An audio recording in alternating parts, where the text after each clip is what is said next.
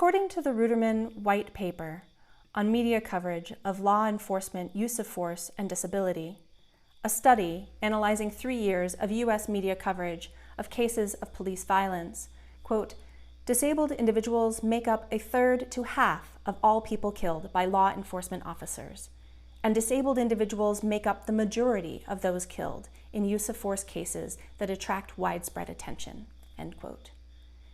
If these statistics are surprising to you, it may be because disability is erased in so many news stories about police violence.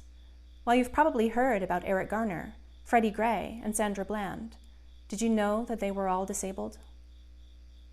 Given the disproportionate numbers of disabled people and people of color in cases of police violence, we must ask how ableism and racism intersect for victims of police brutality.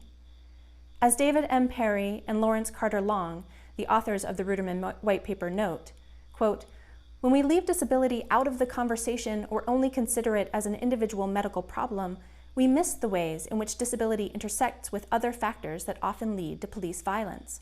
Conversely, when we include disability at the intersection of parallel social issues, we come to understand the issues better, and new solutions emerge, end quote. This presentation will focus on 2 lives trapped at the intersection of ableism and racism, Nellie Latson's and Matthew Rushin's. Before I tell their stories, let me explain what it means for oppressions to intersect. Kimberly Crenshaw coined the term intersectionality to name how multiple forms of inequality or disadvantage sometimes compound themselves and create obstacles. For people who are Black and disabled, race intersects with disability and other dimensions of difference, like class, gender, and sexuality, in ways that multiply marginalization and increase the risk of violence. The stories of Nellie Latson and Matthew Rushin help us to understand how ableism and racism compound one another, how the oppression of atypical body minds is transformed when it intersects with the oppression of Black men, and vice versa. Nellie Latson and Matthew Rushin are both autistic African-American men, and both of them are now trapped in a nightmare that started with one terrible encounter with police. At 8:37 on a May morning in 2010, Nellie Latson, then 18 years old, was sitting outside his local library waiting for it to open when a stranger called the police and complained about a, quote, suspicious male, possibly in possession of a gun, end quote. It was later determined that the caller had not seen a gun and that Latson was unarmed. But when an officer came to investigate the call, an altercation took place that cast Latson into the carceral system, where he still remains. After the officer approached him, Latson tried to walk away, and the deputy grabbed him several times. Latson's reaction was a fight or flight response, something that is more common for autistic people.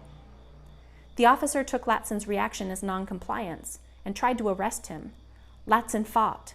Both he and the deputy were hurt, and Latson went to jail and was sentenced to 10.5 years, beginning what his lawyers would later call, quote, a cycle of crisis, escalation, and punishment, end quote.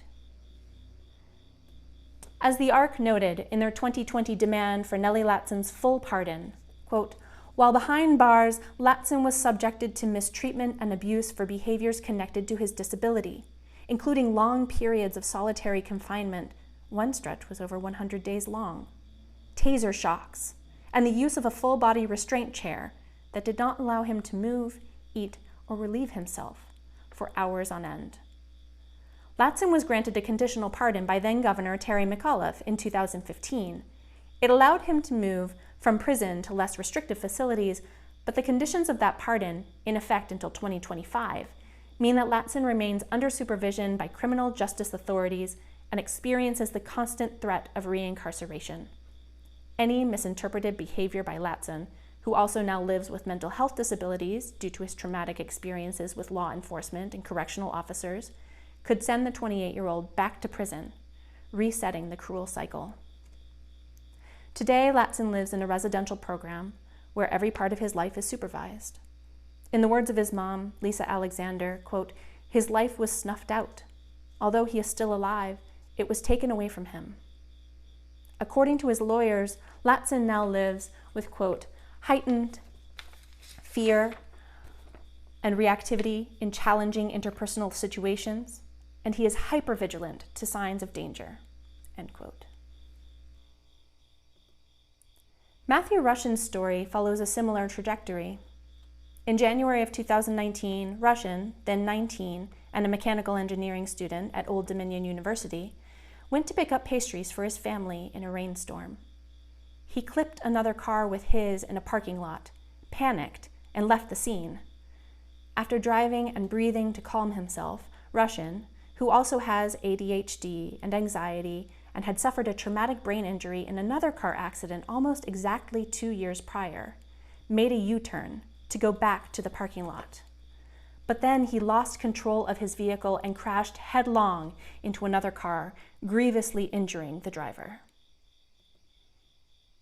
Later, it seemed that Rushin had blacked out. He had no memory of the crash. A subsequent investigation found evidence to suggest Rushin had accidentally applied the gas rather than the brake at the time of the accident. When Rushin emerged from the back of his vehicle, the only exit available to him, he was confronted by a man who repeatedly yelled in his face, demanding to know if he was, quote, effing trying to kill himself, end quote. Disoriented and distressed, Rushin responded autistically, using echolalia, that is, repetition of another's words. In slurred speech, he repeated the phrase being hollered at him, and this was used as evidence to prove that Rushin had been attempting suicide by car crash. Rushin was not taken in for a medical evaluation that night. He was interrogated for nearly 4 hours. Many autistic people have noted that the description of Rushin's behavior during this time suggests that he was having an autistic meltdown, a fight or flight response often characterized by impairments in communication. Though the police department had a crisis intervention team in place to respond to people in mental health crises, they were not involved. Rushin was subsequently charged with second-degree attempted murder. He was pressured to plead guilty, believing that this would enable him to go home. He's been incarcerated since the crash and is now serving 10 years out of a 50-year sentence. In jail, Rushin has experienced chronic headaches and periodic blindness due to an untreated cyst on his brain. Both Latson's and Rushin's stories call for intersectionality and closer attention to ableism in the Black Lives Matter movement. They also call us to take action. So what can you do? First, raise your voice in fights to free Nellie and free Matthew Rushin. People in the autism and disability communities have been fighting for Nellie Latson's freedom for a decade now, and they have made some gains, though they've been very slow in coming. Thanks to public pressure, as well as formal petitions from the ARC, the ACLU, and the Autistic Self-Advocacy Network, Latson was granted that conditional pardon in 2015. Now activists are pushing for a full pardon that will allow Latson to rebuild his life. In July 2020, quote, a coalition of nearly 50 advocacy groups and legislators led by the ARC of the United States, the ARC of Virginia, the Center for Public Representation, and the Autistic Self-Advocacy Network called on the governor of Virginia to right the wrongs against Nellie Latson by immediately granting him a full pardon, committing to continue funding his disability services in Florida, where he and his family now reside, and issue a public apology to Mr. Latson and his family, end quote. A similar movement has built up around Matthew Rushin. Actions, including demonstrations and phone and letter campaigns, are now publicized on the FreeMatthew Rushin Facebook page. You can go there to learn how to get involved. Read the Autistic Self-Advocacy Network's letter and share it. Read and share the Autistic Self-Advocacy Network and the Autistic Women and Non-Binary Network's joint statement of concern. Contact Governor Northam yourself to demand pardons for Latson and Rushin. Sign the petition written by Matthew's mother. Speak out on social media using the hashtags #FreeNellie, #FreeMatthewRushin, and Rushin to bring Matthew home. And support the nonprofit organizations pushing for justice. Next, you can educate yourself and others about ableism's intersections. Engage with T.L. Lewis's excellent work. Look for Imani Barbarin's spot-on analyses on Twitter. Read Sins Invalid's Disability Justice Primer. Engage with Subhani Anama's work to learn more about the intersection of ableism, racism, and sexism in the school-prison nexus. Take this knowledge and commit yourself to anti-racism and anti-ableism. Next, educate yourself and others about the carceral systems that disproportionately impact disabled people. Read Disability Incarcerated, edited by Allison C. Carey, Liat Ben-Moshe, and Chris Chapman. Learn why the National Lawyers Guild Disability Justice Committee argues that disability justice requires abolition. Learn about what David Perry has called the cult of compliance, whereby police use failure to comply to every order as justification for violence. Finally, work to change carceral systems. Volunteer with or donate to organizations like HERD or Project NIA and other restorative and transformative justice and mutual aid initiatives. Say it loud with your voice and your actions. Black disabled lives matter.